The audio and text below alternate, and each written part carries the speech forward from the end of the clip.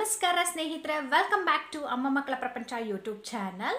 ಇಂದಿನ ವಿಚಾರ ಬೇಬಿ ಆಕ್ನಿ. ಏನಿದು ಬೇಬಿ ಆಕ್ನಿ ಅಂತ ಅಂದರೆ, ಊಟದ ಮೇಲೆ ಒಂದು ಸ್ವಲ್ಪ ದಿನಗಳ ಆದಮೇಲೆ 1 ವೀಕ್ 2 ವೀಕ್ಸ್ 3 ವೀಕ್ಸ್ ಆದಮೇಲೆ ಕೆಲವೊಂದು ಮಕ್ಕಳಿಗೆ ಮುಖದ ಮೇಲೆ, ಕುತ್ತಿಗೆ ಮೇಲೆ ಮತ್ತು ಎದೆಯ ಮೇಲೆ ಸಣ್ಣ ಸಣ್ಣ ಗುಳ್ಳೆಗಳು ಬರುತ್ತೆ ಮತ್ತು ರ್ಯಾಷಸ್ ಥರ ಆಗುತ್ತೆ. ಅದನ್ನು ಬೇಬಿ ಆಕ್ನಿ ಅಂತ ಕರಿತೀವಿ. ಇದು ಯಾಕೆ ಬರುತ್ತೆ ಮತ್ತು ಇದನ್ನು ನಾವು ಹೇಗೆ ಮನೆಯಲ್ಲೇ ಇದ್ಕೊಂಡು ನಿವಾರಣೆ ಮಾಡಬಹುದು, ಮತ್ತು ಇದು ಜಾಸ್ತಿ ಆದಾಗ ಯಾವಾಗ ನಾವು ಕೇರ್ ತಗೋಬೇಕು, ಪೀಡಿಯಾಟ್ರಿಷಿಯನ್ಸ್ ಹತ್ರ ಹೋಗಬೇಕು, ಇದು ಯಾಕೆ ಆಗುತ್ತೆ ಅನ್ನೋದನ್ನು ನಾವು ಈ ವಿಡಿಯೋದಲ್ಲಿ ನೋಡೋಣ. ಅದಕ್ಕಿಂತ ಮುಂಚೆ ನನ್ನ ಚಾನಲ್ನ ಯಾರೆಲ್ಲ ಸಬ್ಸ್ಕ್ರೈಬ್ ಮಾಡಿಲ್ಲ, ಪ್ಲೀಸ್ ಸಬ್ಸ್ಕ್ರೈಬ್ ಮಾಡಿ, ಲೈಕ್ ಮಾಡಿ, ಶೇರ್ ಮಾಡಿ, ಹಾಗೆ ಕಾಮೆಂಟ್ ಮಾಡಿದ್ರೆ ನಾನೆಲ್ಲ ಹಾಕುವಂತಹ ಎಲ್ಲ ವಿಡಿಯೋಸು ನಿಮಗೆ ಫಸ್ಟ್ ನೋಟಿಫಿಕೇಶನ್ ಬರುತ್ತೆ. ಎಲ್ಲ ವಿಡಿಯೋಸ್ನ ನೀವು ನೋಡಿ. ಬೇಬಿ ಆಕ್ನಿ.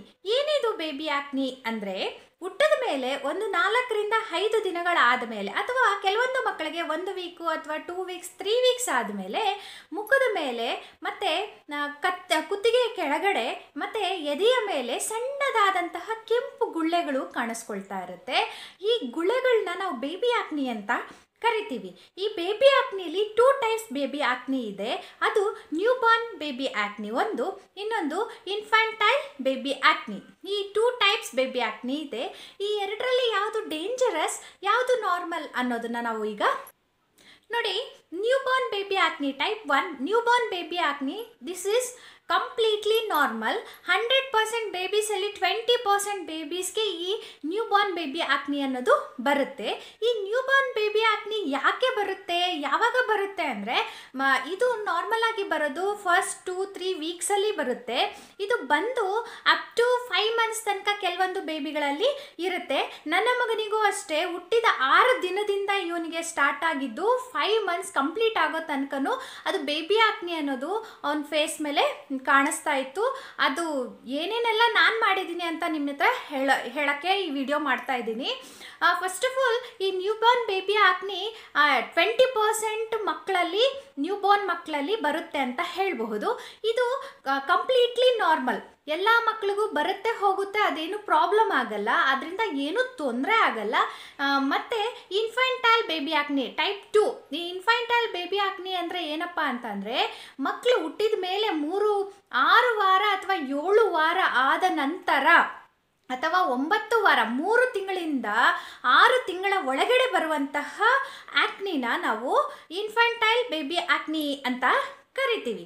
ಈ ಇನ್ಫ್ಯಾಂಟೈಲ್ ಬೇಬಿ ಆಕ್ನಿ ಸ್ವಲ್ಪ ಮಕ್ಕಳಲ್ಲಿ ತುಂಬ ಡಿಸಾಲ್ವ್ ಆಗದೇ ಇರುವಂತಹ, ಮನೆಯಲ್ಲೇ ಸಾಲ್ವ್ ಮಾಡೋಕ್ಕಾಗದೇ ಇರುವಂತಹ ಕೆಲವೊಂದು ಸಿಂಟಮ್ಸ್ನ ಬರೋಂಥ ಚಾನ್ಸಸ್ಸು ಇರುತ್ತೆ. ಆಗ ನಾವು ನೋಡಿಕೊಂಡು ಹಾಸ್ಪಿಟಲ್ಗೆ, ಪೀಡಿಯಾಟ್ರಿಷಿಯನ್ಸ್ ಹತ್ರ ಹೋಗಿ ತೋರಿಸ್ಕೋಬೇಕಾಗಿರುವಂತಹ ಒಂದು ಅನಿವಾರ್ಯತೆ ಅನ್ನೋದು ಇದೆ. ನ್ಯೂ ಬಾರ್ನ್ ಬೇಬಿ ಆಕ್ನಿ ಅನ್ನೋದು ನಾಟ್ ಅಟ್ ಆಲ್ ಪ್ರಾಬ್ಲಮ್, ಅದು ನಾರ್ಮಲ್ ಆಗಿ ಬರುತ್ತೆ. ಓಕೆ, ಈಗ ಯಾವ ಟೈಪ್ಸ್ ಇದೆ ಅಂತ ನಾವು ತಿಳ್ಕೊಂಡ್ವಿ. ಈ ಬೇಬಿ ಆಕ್ನಿ ಯಾಕೆ ಬರುತ್ತೆ ಮಕ್ಕಳಲ್ಲಿ ಅನ್ನೋದನ್ನ ತಿಳ್ಕೊಳ್ಳೋಣ. ಈ ಬೇಬಿ ಆಕ್ನಿ ಯಾಕೆ ಬರುತ್ತೆ ಅಂದರೆ, ಮಗು ತಾಯಿಯ ಗರ್ಭದಲ್ಲಿದ್ದಾಗ ತಾಯಿಗೆ ತುಂಬ ಹಾರ್ಮೋನ್ಸ್ ಇಂಬ್ಯಾಲೆನ್ಸ್ ಅನ್ನೋದು ತುಂಬ ಜಾಸ್ತಿ ಆಗ್ತಾ ಇರುತ್ತೆ. ಹೈ ಮತ್ತು ಲೋ ಆಗ್ತಾನೆ ಇರುತ್ತೆ, ಇಂಬ್ಯಾಲೆನ್ಸ್ ಆಗ್ತಾನೆ ಇರುತ್ತೆ ಹಾರ್ಮೋನ್ಸು. ಈ ಹೊಟ್ಟೆಲಿದ್ದಾಗ ಯಾವಾಗ ತಾಯಿಗೆ ಹಾರ್ಮೋನ್ಸ್ ಇಂಬ್ಯಾಲೆನ್ಸ್ ಆಗ್ತಾ ಇರುತ್ತೋ, ಅದು ಮಗುವಿನ ಸ್ಕಿನ್ ಮೇಲೆ ಎಫೆಕ್ಟ್ ಆಗುತ್ತೆ. ಆ ಎಫೆಕ್ಟ್ ಆದಾಗ ಮಗು ಹುಟ್ಟಿದಾದ್ಮೇಲೆ 1 ವೀಕ್ 2 ವೀಕ್ಸ್ 3 ವೀಕ್ಸ್ ಆದಮೇಲೆ ಈ ನ್ಯೂ ಬಾರ್ನ್ ಬೇಬಿ ಆಕ್ನಿ ಅನ್ನೋದು ಸ್ಟಾರ್ಟ್ ಆಗುತ್ತೆ. ಫಸ್ಟ್ ಆಫ್ ಆಲ್ ಚೀಕ್ಸ್ ಮೇಲೆ ಸ್ಟಾರ್ಟ್ ಆಗುತ್ತೆ, ಕೆನ್ನೆಗಳ ಮೇಲೆ ಸ್ಟಾರ್ಟ್ ಆಗುತ್ತೆ ಬೇಬಿ ಆಕ್ನಿ. ಆಮೇಲೆ ಚೆಸ್ಟ್ ಮೇಲೆ ಕೆಲವೊಬ್ಬ ಮಕ್ಕಳಿಗೆ ಬರುತ್ತೆ, ಮತ್ತು ಹ್ಯಾಂಡ್ ಮೇಲೂ ಕೆಲವೊಬ್ಬ ಮಕ್ಕಳಿಗೆ, ಇಲ್ಲಿ ಹ್ಯಾಂಡ್ ಮೇಲೆ ಕೆಲವೊಬ್ಬ ಮಕ್ಕಳಿಗೆ ಬರುತ್ತೆ. ಇದು ಕಂಪ್ಲೀಟ್ಲಿ ನಾರ್ಮಲ್, ಇದೇನು ಪ್ರಾಬ್ಲಮ್ ಇಲ್ಲ. ಇದನ್ನು ಹೇಗೆ ನಾವು ಕಂಟ್ರೋಲ್ ಮಾಡಬಹುದು ಅಂತ ಅಂದರೆ, ನೋಡಿ, ಇದಕ್ಕೆ ಹಲವಾರು ಸೊಲ್ಯೂಷನ್ಸ್ ಅಂತೂ ಇದೆ. ನನ್ನ ಮಗನಿಗೂ ನಾರ್ಮಲಿ ಹುಟ್ಟಿದಾದ್ಮೇಲೆ 4 ಡೇಸ್ಗೆ ಅವನಿಗೆ ಬೇಬಿ ಆಕ್ನಿ ಅನ್ನೋದು ಸ್ಟಾರ್ಟ್ ಆಯಿತು. ಬಿಕಾಸ್ ಅವನು ಹೊಟ್ಟೆಲಿದ್ದಾಗ ಸಿಂಗಲ್ ಆಂಬ್ಲಿಕಲ್ ಆರ್ಟ್ರಿ ಇದ್ದಿದ್ದರಿಂದ ನಮಗೆ ಡೆಲಿವರಿ ಟೈಮಲ್ಲಿ ಹೇಳಿದರು, ನೀವು NICUಲಿ ಇಡಬೇಕಾಗುತ್ತೆ ಸೊ ಅಂತ ನಮಗೆ ಕೌನ್ಸಿಲಿಂಗ್ ಕೊಟ್ಟಿದ್ರು. ಈ ಸಿಂಗಲ್ ಆಂಬ್ಲಿಕಲ್ ಆರ್ಟ್ರಿ ಬಗ್ಗೆ ನಾನು ಸಪ್ರೇಟ್ ಒಂದೊಂದು ವಿಡಿಯೋ ಮಾಡ್ತೀನಿ, ಅದನ್ನು ಚೆಕ್ಔಟ್ ಮಾಡಿ. ಇದ್ದಿದ್ದರಿಂದ ಅವನನ್ನು ಡೆಲಿವರಿ ಆಗಿದ ತಕ್ಷಣ NICUಗೆ ಶಿಫ್ಟ್ ಮಾಡುವಂತಹ ಚಾನ್ಸಸ್ ಇರುತ್ತೆ, 80% ಚಾನ್ಸಸ್ ಇರುತ್ತೆ ಅಂತ ನಮಗೆ ಫಸ್ಟೇ ಕೌನ್ಸಿಲಿಂಗ್ ಕೊಟ್ಟಿದ್ರು. ನಮ್ಮ ಮನೆಯವ್ರಿಗೆ ಕೌನ್ಸಿಲಿಂಗ್ ಕೊಟ್ಟಿದ್ರು, ನನ್ನನ್ನು ಕರ್ಕೊಂಡೋಗಿರಲಿಲ್ಲ. ಬಟ್ ನನಗೆ ಡಾಕ್ಟ್ರು ಫಸ್ಟಿಂದನೂ ಸ್ಟಿಲ್ ನನಗೆ 5 ಮಂತ್ಸ್ ಪ್ರೆಗ್ನೆನ್ಸಿಯಿಂದನೂ ಹೇಳ್ತಿದ್ರು. ಓಕೆ, NICU ಇದ್ದಾಗ ಅವನಿಗೆ 3 ಡೇಸ್ ಕಂಪ್ಲೀಟ್ಲಿ ಚೆನ್ನಾಗಿದ್ದ, ನೋ ಪ್ರಾಬ್ಲಮ್, ಚೆನ್ನಾಗಿದ್ದ.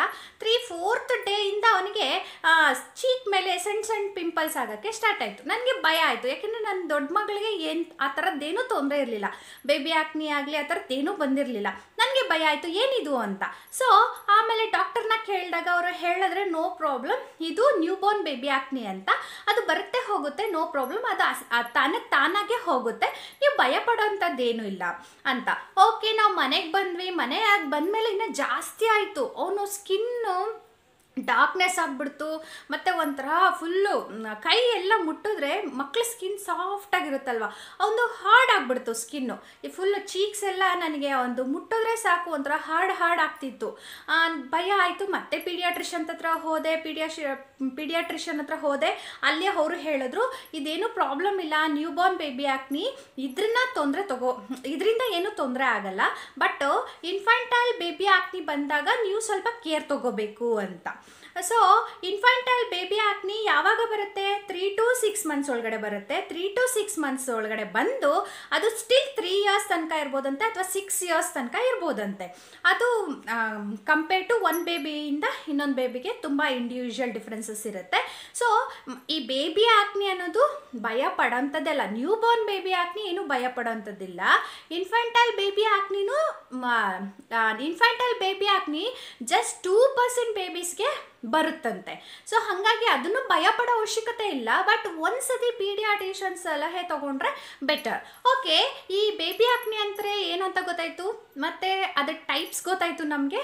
ಅದನ್ನು ಹೇಗೆ ಮನೆಯಲ್ಲೇ ನಿವಾರಣೆ ಮಾಡ್ಕೋಬೋದು, ಅಥವಾ ಮನೆ ಮದ್ದುಗಳು ಏನೇನಿದ್ದಾವೆ ಅಂತ ಅಂದರೆ, ಫಸ್ಟ್ ಆಫ್ ಆಲ್ ನಾವು ಬೇಬಿ ಆಕ್ನಿ ಬೇಗ ಹೋಗಬೇಕು ಮಕ್ಕಳಿಗೆ ಅಂತ ಅಂದಾಗ ನಾವು ಫಾಲೋ ಮಾಡಬೇಕಾಗಿರುವಂತಹ ಕೆಲವೊಂದು ಟಿಪ್ಸ್ ಇದ್ದಾವೆ.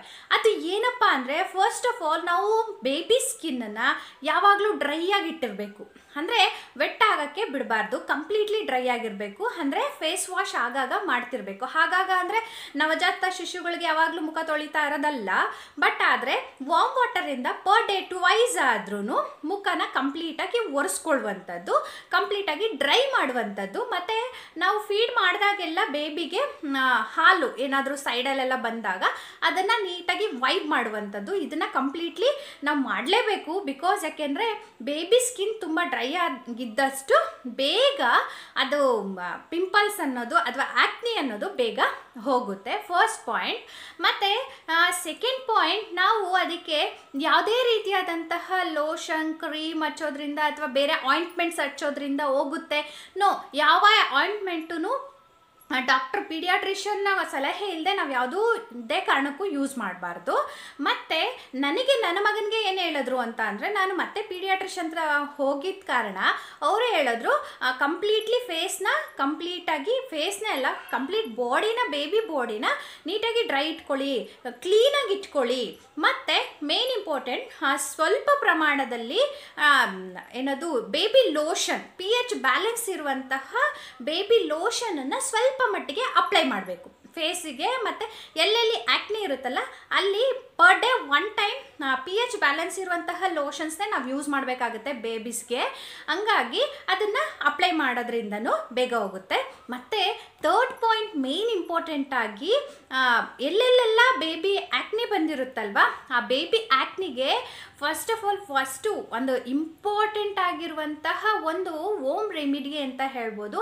ಅದೇನಪ್ಪ ಅಂದರೆ ಬ್ರೆಸ್ಟ್ ಮಿಲ್ಕ್ ಅನ್ನೋದು ತುಂಬ ಒಂದು ಔಷಧಿ ಗುಣಗಳಿರುವಂತಹ ಒಂದು ಔಷಧಿ. ಹಾಗಾಗಿ ಆ ಬ್ರೆಸ್ಟ್ ಮಿಲ್ಕ್ನ ತಗೊಂಡು ಬೇಬೀಸ್ಗೆ ಎಲ್ಲೆಲ್ಲೆಲ್ಲ ರ್ಯಾಷಸ್ ಥರ ಆಗಿದೆ ಅಥವಾ ಬೇಬಿ ಆಕ್ನಿ ಆಗಿದೆಯಲ್ವ ಅಲ್ಲೆಲ್ಲ ಅಪ್ಲೈ ಮಾಡೋದ್ರಿಂದ ಬೇಬೀಸ್ಗೆ ಕಂಪ್ಲೀಟಾಗಿ ಅದು ಬೇಗ ಬೇಬಿ ಆಕ್ನಿ ಅನ್ನೋದು ಹೋಗೋದಕ್ಕೆ ಹೆಲ್ಪ್ ಆಗುತ್ತೆ. ಸೊ ಈ ಎಲ್ಲದನ್ನು ನಾವು ಫಾಲೋ ಮಾಡೋದ್ರಿಂದ ಬೇಬಿ ಆಕ್ನಿ ಅನ್ನೋದು ಕಂಪ್ಲೀಟಾಗಿ ಹೋಗುತ್ತೆ ಅಂತ ಹೇಳ್ಬೋದು.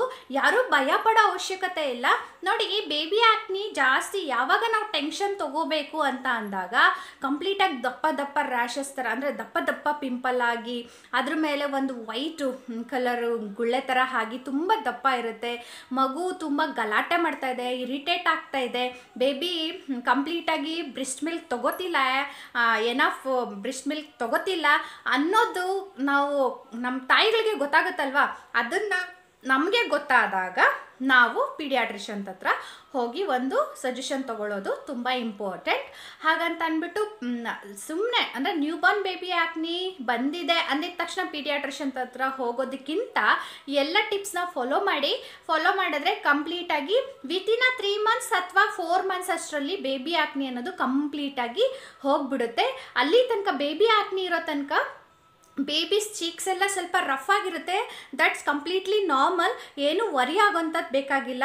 ಬಿಕಾಸ್ ಯಾಕೆಂದರೆ ನ್ಯೂ ಮಾಮೀಸ್ಗೆಲ್ಲ ಇದು ಒಂದು ಥರ ಟೆನ್ಷನ್, ಅಯ್ಯೋ ನನ್ನ ಮಗುಗೆ ಹಿಂಗಾಯ್ತಲ್ಲ ಹಂಗಾಯ್ತಲ್ಲ ಏನು ಮಾಡೋದು, ನಾವೆಲ್ಲದಕ್ಕೂ ಡಾಕ್ಟ್ರ್ ಹತ್ರ ಹೋಗೋದಾ, ಪ್ರತಿ ಸತಿ ಪೀಡಿಯಾಟ್ರಿಷನ್ ಹತ್ರ ಹೋಗೋದು ಸ್ವಲ್ಪ ಕಷ್ಟ ಆಗಬಹುದು. ಅಂಥವ್ರಿಗೆ ಯಾರಿಗೆಲ್ಲ ಈ ವಿಡಿಯೋ ಹೆಲ್ಪ್ ಆಗುತ್ತೆ ಪ್ಲೀಸ್ ಎಲ್ಲರಿಗೂ ಶೇರ್ ಮಾಡಿ. ನಿಮಗೆ ಯೂಸ್ ಆಯಿತು ಅಂತಂದರೆ ನನಗೆ ಕಾಮೆಂಟ್ ಸೆಕ್ಷನಲ್ಲಿ ಕಾಮೆಂಟ್ ಮಾಡಿ. ನನ್ನ ಚಾನಲ್ನ ಯಾರೆಲ್ಲ ಸಬ್ಸ್ಕ್ರೈಬ್ ಮಾಡದೆ ನೋಡ್ತಿದ್ದೀರಾ ಪ್ಲೀಸ್ ಸಬ್ಸ್ಕ್ರೈಬ್ ಮಾಡಿ, ಲೈಕ್ ಮಾಡಿ, ಶೇರ್ ಮಾಡಿ, ಕಾಮೆಂಟ್ ಮಾಡಿ, ನಮ್ಮೆಲ್ಲರಿಗೂ ಸಪೋರ್ಟ್ ಮಾಡಿ.